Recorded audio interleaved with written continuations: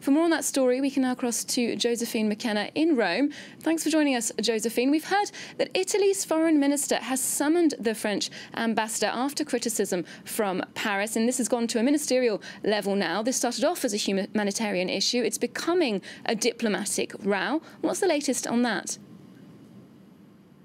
Well, relations between Italy and France struck a new low this morning when the new Foreign Minister Enzo Moavero Milanesi summoned the French ambassador to say the comments made by French President Emmanuel Macron calling Italy irresponsible and cynical were completely unacceptable, unjustifiable, and were compromising relations between France and Italy. Now, Italy is demanding an official apology from the French government before it officially confirms the visit, the proposed visit by the Prime Minister Giuseppe Conte, who is due to go and meet President Macron at the Élysée Palace on Friday. And I just spoke to Palazzo Chigi, the office of the Prime Minister.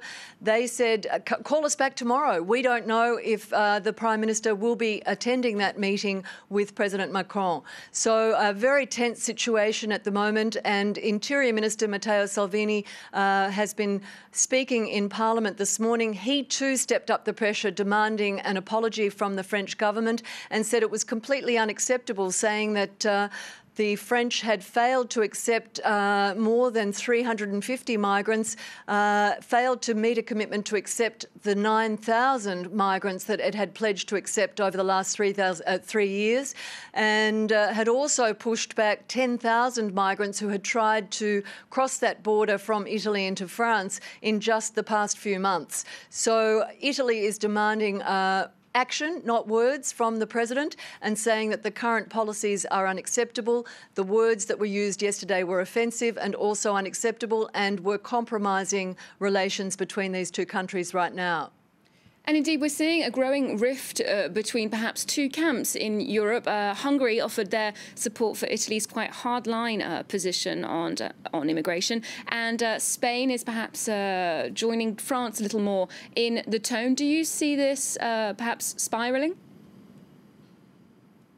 Well, there is a risk of seeing this become a bilateral negotiation between various countries instead of something that is dominated and handled and coordinated effectively by the European Union. That's what seems to be at risk here. And Matteo Salvini, the Interior Minister, has been having discussions with his Hungarian counterpart. He spoke to the German Interior Minister yesterday, saying that they had reached some sort of agreement about a new kind of plan to try and stop the flow of migrants coming across from Libya.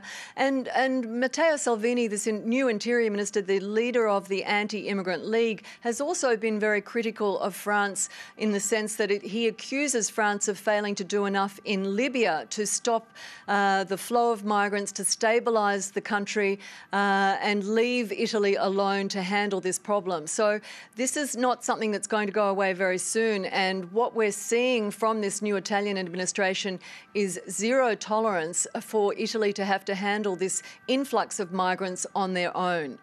And indeed, speaking of those people trying to reach European shores, can you tell us about the situation as it stands in terms of where these boats are and where these people are in the Mediterranean at the moment? Well, we had a new arrival this morning in Catania. It's an Italian Coast Guard vessel called the Diciotti. It's brought in more than 900 migrants who landed there this morning.